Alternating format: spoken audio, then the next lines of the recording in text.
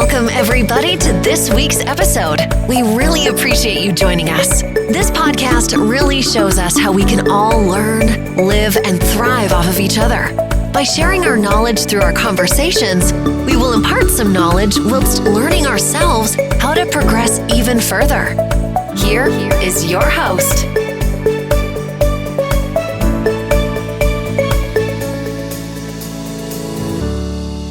Welcome, everyone, to this week's podcast, The Richness of Our Lives. I'm Mary Scott, and today we are taking you down a path of good health, good mind, good spirit, all things, because my guest today is bringing a wealth of knowledge. Over 23 years as a naturopath. And you know, that kind of undersells her a bit, really. She's way more juicy than that. Lisa Mackay, hello to you. Welcome to The Richness of Our Lives. How are you today? I'm very good, Mary, and absolutely always a pleasure to connect with you. You know, I read something that you wrote because I know that you're a metabolic health specialist. In fact, you're a world-renowned health specialist, particularly in women's health, but not exclusively for women. But I read this, realigning with your body's brilliance. Oh my God, I love that line. What does that say about you and your beliefs, Lisa? That's a really good question, Mary. So I believe that the body can realign itself. Other people might say the word heal or cure itself. I just think that the body is so innate. If we give it the right ingredients in all areas of our life, 80, 90% of the time, it will do magic. If we just trust it, it's actually much more profound than we give it credit for. And it's just going back to that innate healing, innate belief that it will look after us. It's very, very, very powerful if we listen to it and if we allow it to do what it's required to do. And one of the biggest things I do is actually help people learn to hear the body talking. If it's whispering, often it's shouting with symptoms, and people don't realise that they think it's something outside of them rather than inside, and the body saying, please help me, something's not quite right. Can you please adjust what you're doing, what you're saying, what you're thinking, what you're feeling, what you're eating, how you're living, how you're responding, so that it can go back into kind of like a homeostasis, I'd say, back into balance. Yeah. That's right. It's interesting you say this, because to actually know all things about your body and your mind and all that, you have to have a bit of self-awareness, don't you? What's your feeling about that? Do you think many people are self-aware? What the percentage would be? I would be very curious as well. Funny you should say that. I had a really beautiful client come and see me last night, and he was telling me about some symptoms that he experienced and even was thinking to himself that they were very weird and unusual and a little bit nervous to tell me about them, thinking they were a bit weird. As an example, smelling something before he even tasted something, and his system is actually responding in a negative way. Mm. And I was like, but that's actually very normal and natural, and you're actually a lot more aware of your body talking to you, but are you choosing to ignore it, or are you going to listen to it? So I think that the body is profound in so many ways. I think we've learnt to not listen to the body and maybe not trust the body in its responses and actions and how it is talking to us, and maybe not even understanding what those symptoms or those feelings or those reactions are, to know that it is our body talking to us. Because a lot of people say, oh, I didn't see this coming, whatever it might be, some sort of dis-ease or, symptoms or whatever. They're like, I didn't, it just came out of the blue.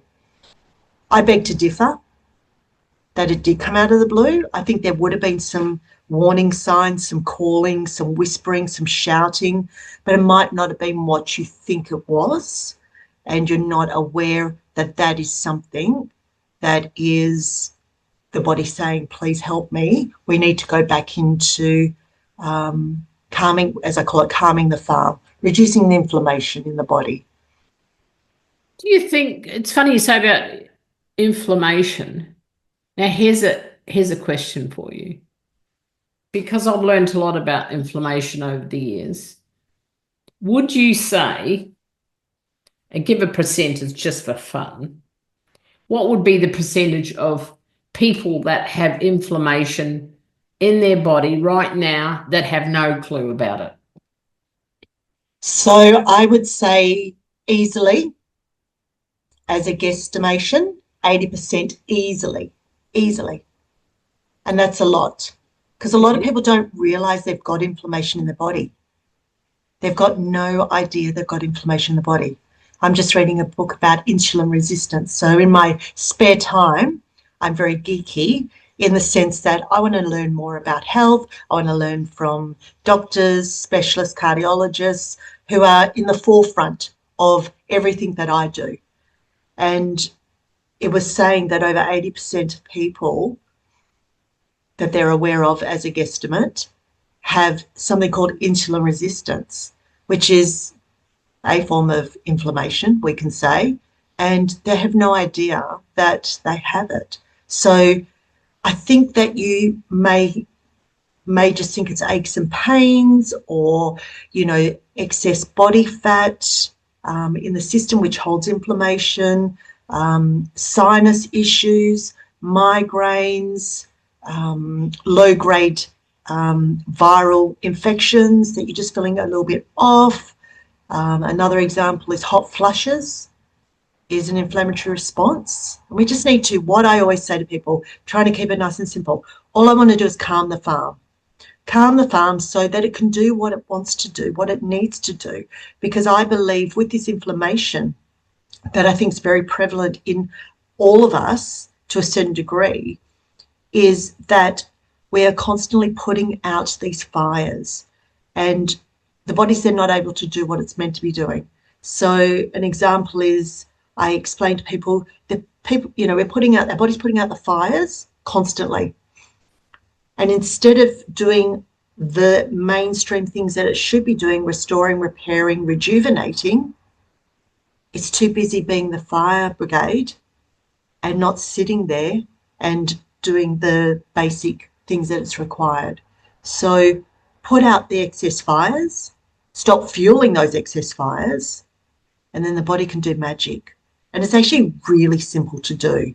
It's just, I think we're so far away from that these days because of our busy lifestyles, eating processed, ultra-processed foods, and not being really aware of how the body's working, or even knowing, because they're not looking at their pathology, their blood tests, in an optimal range, which is the ideal range for health and well-being. So there's a lot of indicators that are very clear. If we, that's why people come to see, let's say, a naturopath, or, Chinese medicine, a variety of other companies, other professions, even functional medicine. I've got some very good friends who are doctors who work in functional medicine, who are looking at optimal ranges rather than reference ranges in pathology, and saying, well, you're not in disease. We want more than that. I want more than that. Absolutely. And it's interesting because I've been a passionate personal development person for many years, and getting your mindset right, which you're also align with that, with the health. But I see so many people just put their head in the sand, like it's not happening to me. And the more I think about that self-awareness as opposed to inflammation, I'm going to pull these two things together because I think there's a lot in common. Not that I have a lot of health knowledge, so I'm not going to pretend to go there. But I think the self-awareness, I'm going to say it's probably 3 to 5%. Some people will chop the head off for that one. And you're saying, guesstimate, 80% of people are inflamed. Their bodies are inflamed. So is the head in the sand, do you think, surrounded by fear? What if, and that people make stories? I know they do this in personal development. I'm not going to go there. Oh, the fear rules rather than getting ourselves educated and aware of what the possibilities are. What's your feeling about all that? I think we are led by fear, without a doubt. However, in saying that, people are fearful, but they also don't want to deal with it. Like you said, they're putting their head in the sand. Oh, it will go away. She'll be right. Let me just take a supplement or a pill. And I'm saying any type of supplement or pill or anything like that and think that's going to fix something. It's not. If you're not doing the ground-based roots, the foundations of what food's going into your body, that's kind of really null and void. Obviously, there are certain things that are very important to be, consuming, if, medications, if they're absolutely essential for life and everything like that. However, if we're feeding our body, fueling our body with inflammatory foods for us specifically, then how are we supposed to even process half of what we're consuming or thinking that it's going to be helping our body? So an awareness becomes, you become more aware the more you become in tune with your body and how it's responding. As an example, a lot of my clients come in unaware of the foods that are causing them inflammation. And when we strip it all back and we get to the basis and we find out what's appropriate for them through their pathology results, not their blood type, but their pathology results, seeing what their metabolic function's doing, if it's, needing a bit of repair, finding out what foods are working for them, then when they're eating that food, they're feeling they feel more alert. They feel more aligned. The brain fog goes. The aches and pains, fibromyalgia, which is basically a general term for aches and pains, goes. The migraines are going. The reflux is going. They're stressed, they're coping better with any stressful situations occurring in their life. They're not getting as agitated. Their brain fog is disappearing. Their energy levels are going up, to just name a few. Oh, and they're losing weight if they need to. And then the pathology is looking fabulous again as well. So the blood doesn't lie. I think that's what you're saying, isn't it? Well, blood tests don't like it. I love it because people go, oh, is that good or bad? And I'm like, I can tell you what it is, because it's just a snapshot. It's a snapshot right here and now. And I love to get it when the kids are like, let's say, in their early 20s, because then we kind of know where they're basically at. And I've got a lot of young ones coming to see me, which I love, because what I'm seeing, which I never thought in my wildest dreams I would ever see, is kids having something called non-alcoholic fatty liver disease and inflammatory markers, diabetes, type 2 diabetes, insulin resistance at such a young age. Wow. Because I surely didn't see it, and that's me being generous. I have ones that are younger that are coming to see me that are not in good states, and we're setting ourselves up for a path that's probably not the most productive or healthiest, but we can easily adjust that to go down a path that is much more healthier, because it's just setting your body up for maybe not a great journey moving forward. But people can ignore it, as people do. She'll be right. Let's not look at it. But when you come to having, some sort of issues in your life, then you have to look back and go, well, what have I done? It's not, it's lifestyle. It is lifestyle. It is lifestyle. It's the food we eat and the environment that we're in and the people that we surround ourselves by and how we react and respond to situations. So I want all my clients to very gently and very nicely take responsibility for their own health and well-being, because I think that's where it lies. I don't think we can 100% rely on the outside world to fix us, because I'm not sure about you, but we don't often get fixed from the outside. We need to sort from the inside. And if we do need to go outside of our body to do any restoring or healing or whatever, one of the beautiful things is you will recover so much faster if you're healthy on the inside, or you don't stay unwell for as long. Very interesting. I love that you're impacting younger, whatever, I'm guessing you mean 20 below that age group. I like the idea. It's like there's a benchmark. It's that moment in time. This is what your pathology looked like. I imagine that is such a cool thing. If you get 30, 40, 50, you go, hey, hang on a minute. Back here when we did the pathology, and now when we do it, there's a big difference. What have you been up to? And it's everything that you're saying, and you've said it a couple of times, it's easy, it's simple. But most people out there wouldn't see that, Lisa. You and I, and certainly it is easy and it is simple.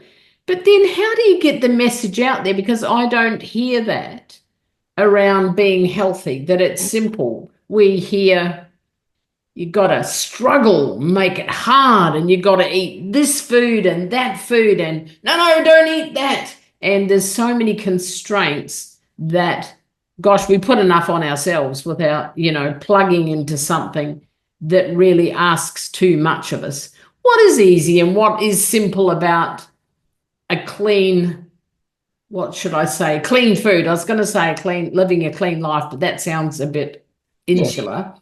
But eating clean food, is it simple? Is it easy according to you? Well, I'm actually a foodie, and people say, what do people not know about me? I have been brought up with beautiful food all of my life. Has it always been good food? It's been homemade food, that's for sure. And a background in hospitality management. So really good wines, really good, I'm a realist. I'm not saying you have to be pure and, ultra clean 100% of the time. It's about what you're doing most of the time. And for me, people think they don't have enough time to make food or do this or do that. So they go for, the McDonald's or the KFC or, anything that is a processed food. Well, let's not even call it food. Let's not even pretend.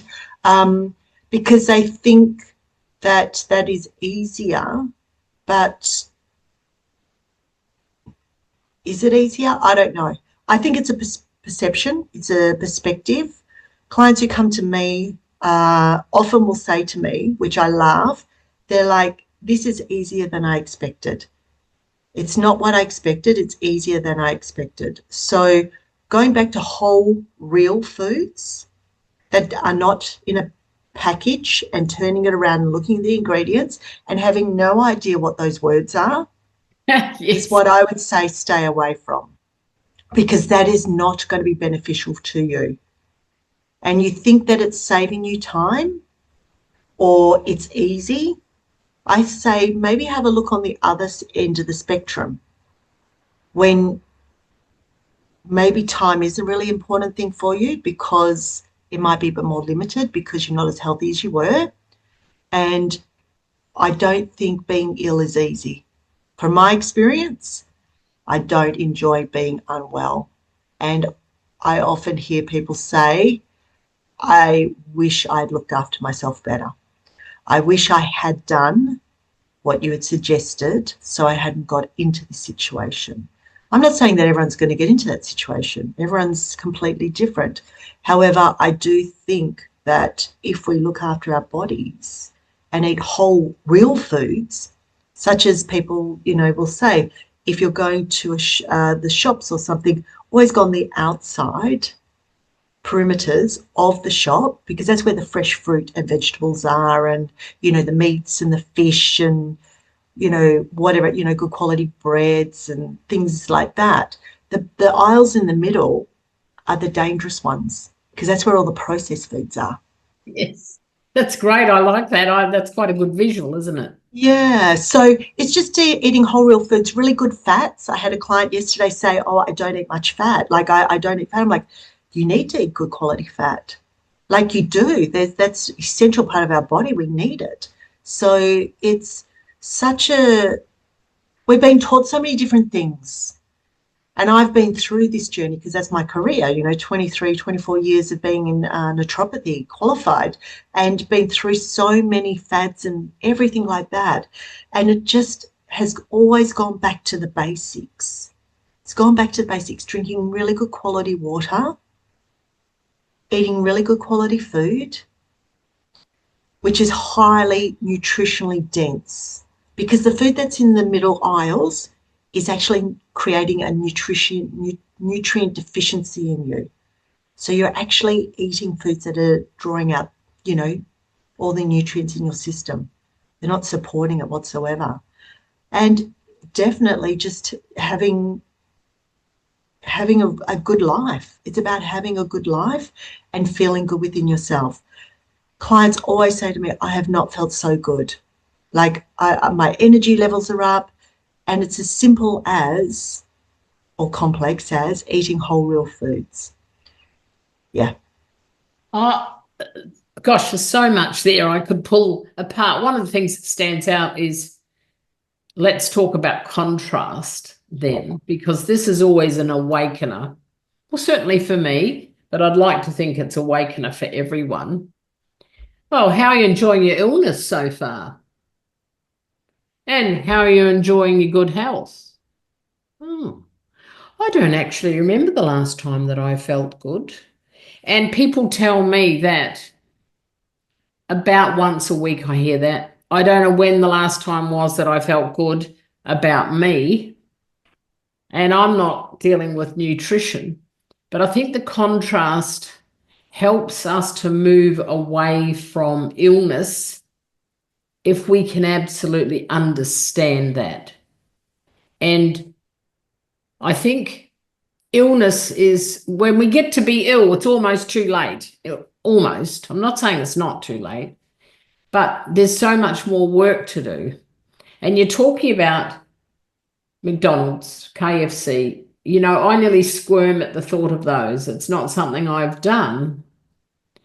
But what amuses me when I go past places like that is, golly, excuse me, is that all that costs?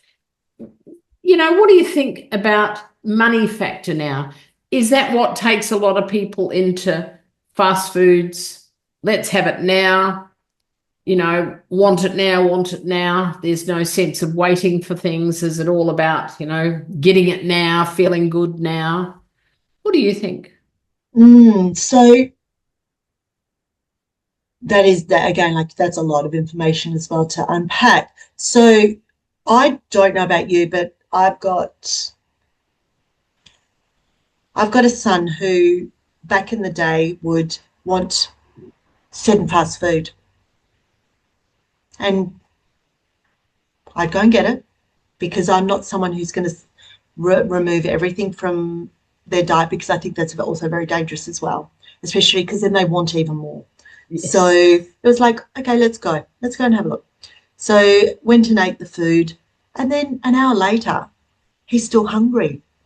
I'm like, but you've just eaten. And he's like, well, I'm still hungry. I'm like, well, so is that actually very nutrient-dense food? Or is that also spiking our insulin to want to eat more food and then create another cascade of disasters in that? And we won't even go into that. So I then go to my clients, because I've got clients who, very busy, extremely successful in their businesses. And they're like, I don't have time, Lisa. I'm like, so could you go to the deli section and get some, shaved ham and get some tomatoes and some olives and some baby cucumbers or something like that?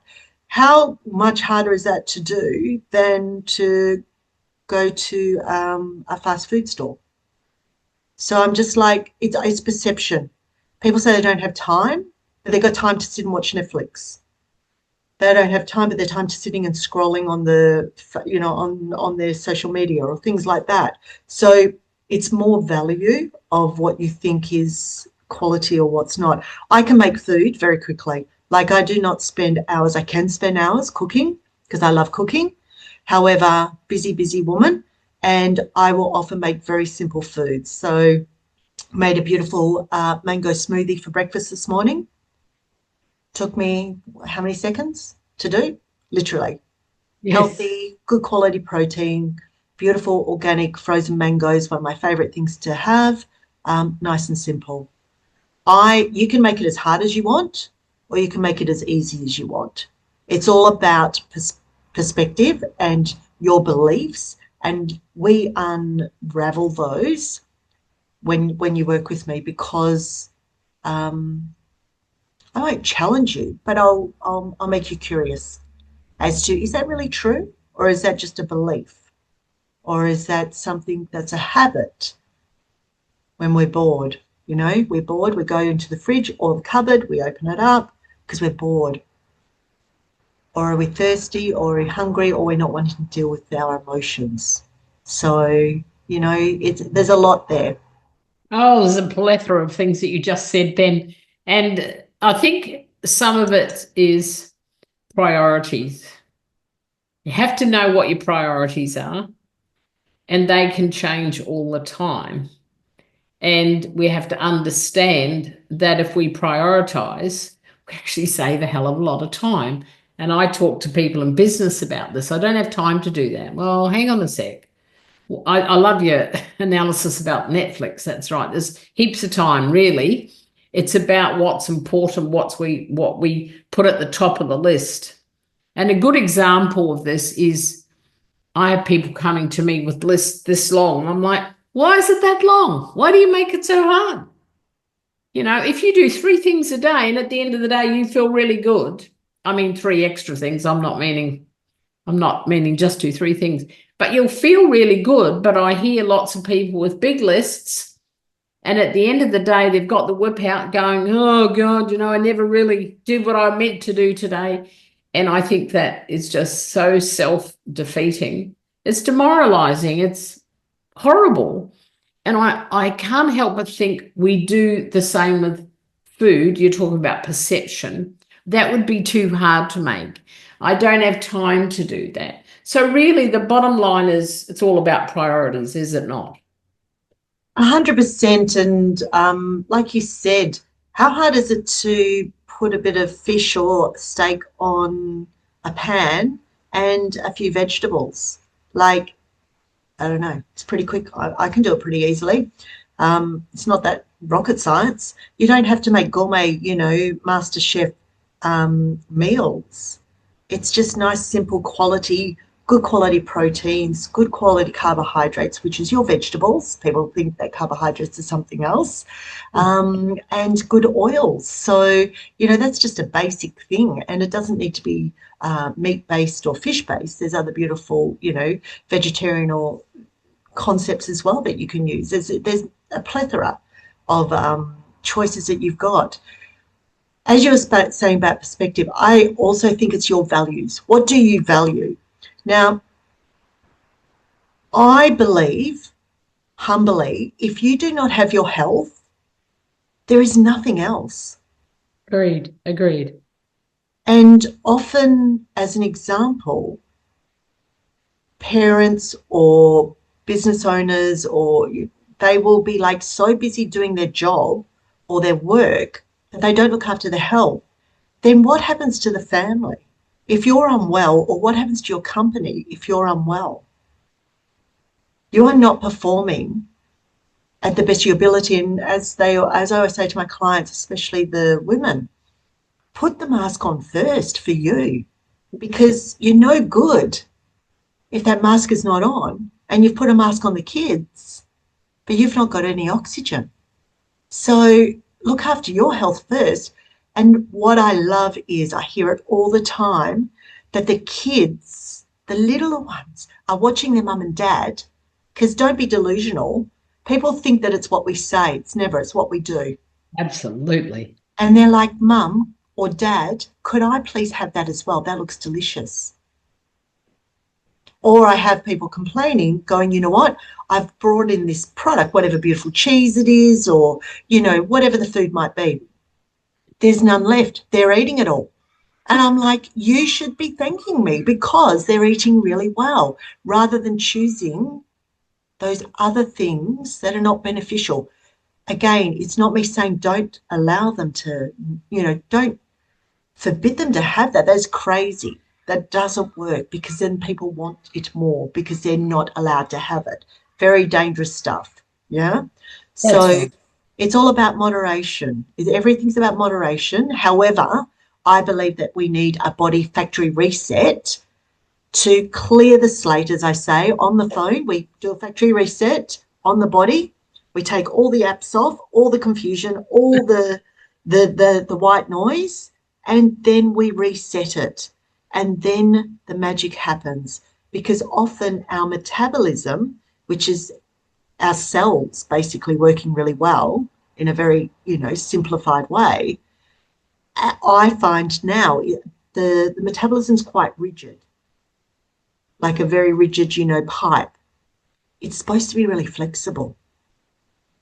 So my goal is to create flexibility in your metabolism so that it can manage all situations, circumstances, and have a really good outcome. How does it get rigid? I'm sorry to interrupt. How does your metabolism get rigid? I've never heard it said like that before. So what you're saying is the rigidity sets in. Yeah. And unless you have a reset, you're left with rigidity. Is that what you're actually saying? Potentially. Okay. Some people have really good metabolic flexibility. So inflammation causes the metabolism to be rigid. Poor food choices. Yeah. So lifestyle. So what we're doing is adjusting that, not drinking enough quality water, consuming foods that are not beneficial to us, or drinking things that are not beneficial to us. Yes. Okay. Yeah, You've mentioned fats, oils quite a bit. Now, for the listeners, tell me what are good oils, what are good fats? Yes. So good oils are, you know, ones that our body responds and works really well with. So any of your seed oils, I would throw out. Your vegetable oils, your canola, disaster, all those things. Things like avocado oil, your beautiful coconut oil, your ghee, which is a clarified butter, obviously your olive oil, if I've said that one yet, I'm not too sure. So, you know, there's some really good ones there that support us and our body wants and requires and desires. Because people think, oh, low fat, oh my gosh, just stay. If anything says low fat, forget it, or no added sugar, run the other way. And that's why you just don't go in the middle lanes of the supermarket. And if anything says low sugar or low fat, please don't. And that's why people say, you want me to have full cream or full fat? Absolutely. The body knows what to do with it. It's when we put all the processed foods with it that's the issue. The body does not know how to process these ultra processed foods. That's right. It will bypass the normal biochemical reactions. So I don't know if you've experienced, but I've experienced, and people always laugh, you know, there'll be certain thing that I may eat. I could eat the whole bag of it because I don't feel full. But if I had eaten the same quantity of that in a whole real food, there's no way I would have been able to get through it. There's That's no right. way, because the body knows when to stop. It's like, I'm full. There's a sense of satiety. There's all these chemical reactions where the body goes, enough, we're done. Whereas ultra-processed food will bypass that so that you don't have that sense of fullness, which is very, very dangerous. It's a bit like a flushing system, isn't it? You know, it flushes through and the body doesn't uptake anything. That's really, gosh, that was quite a visual. I saw that. Let's Yeah. digress for a minute. What took you on this path, Lisa? What started all this? I mean, you're an amazing world advocate for good health. How did that happen? Let's use up what we've got left here today of our time. Tell us more about you. What took you there? So I remember being very young, and my mum used to go to a health food store. And I remember I don't even know what for reason she used to go there. I have no idea. I just remember going in there and we would get, some things or whatever. And I used to always look around and think, wow, this is amazing. This is like, for whatever reason, it just really lit my soul up. And my mum also, when I was maybe, I don't know, about 10 or 11, I found her, no one else was in the house at that stage.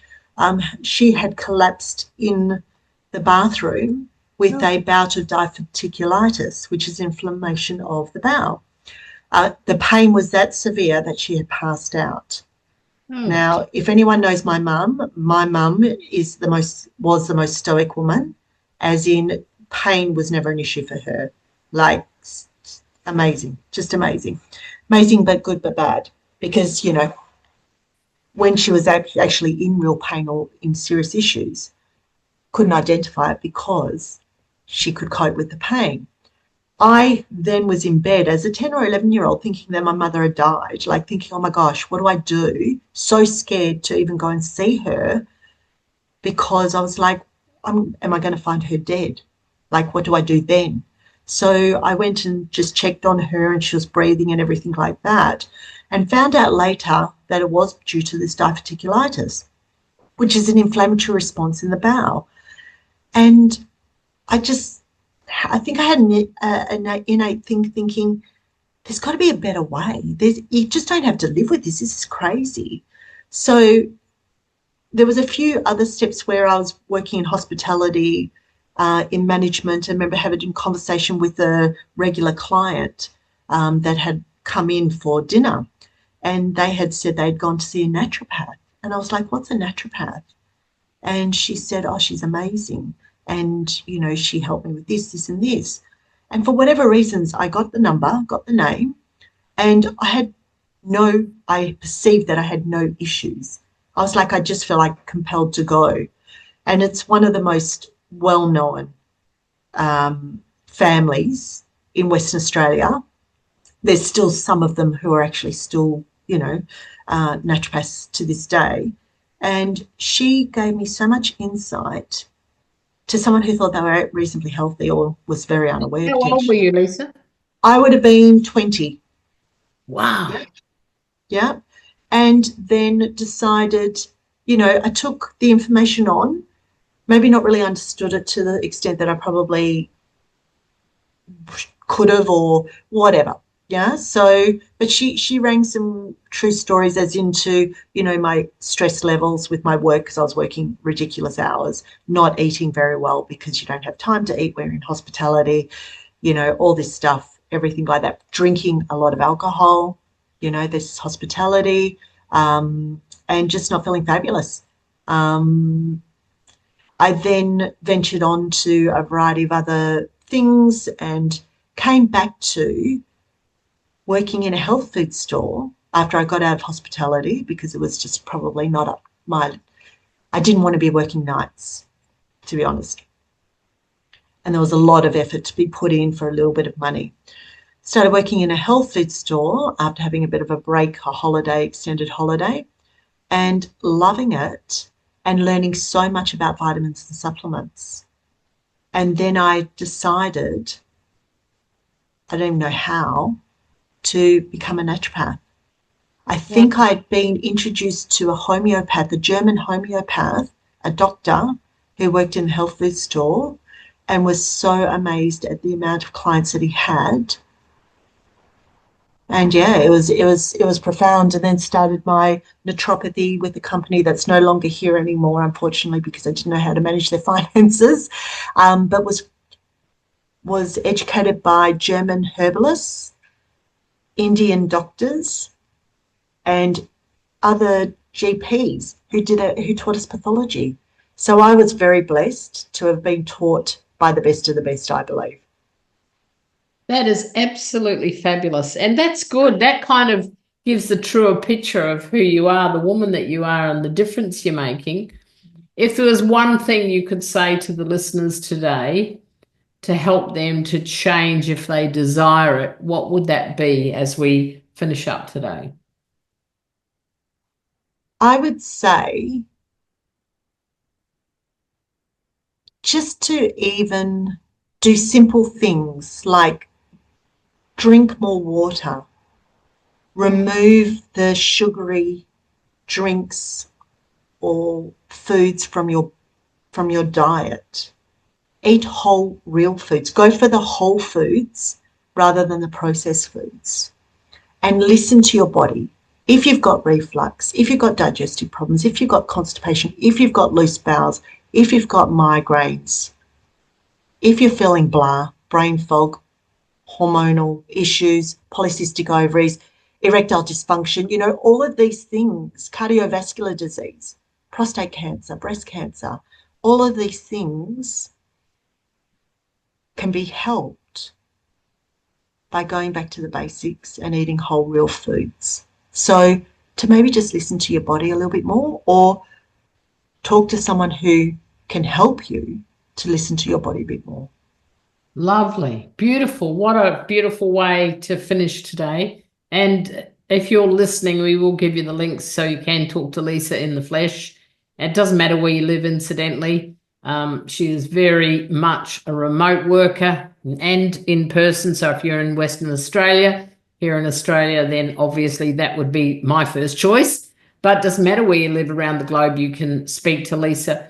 Lisa, thank you so much for giving up your time today. I really appreciate it. I think the listeners will be thrilled for you to have shared so much knowledge and wisdom. And the other thing is just you're bright. You're talking about being 20 and you don't look much more than that now, according to me. But it's just a delight. Thank you so much for being here with us today. Thank you so much, Mary, for inviting me, and always a pleasure. This week's episode has come to an end, but the fun doesn't have to stop here. If you have any questions, suggestions, or feedback, head over right now to Twitter and Facebook and like, share, and get involved. Join us next time.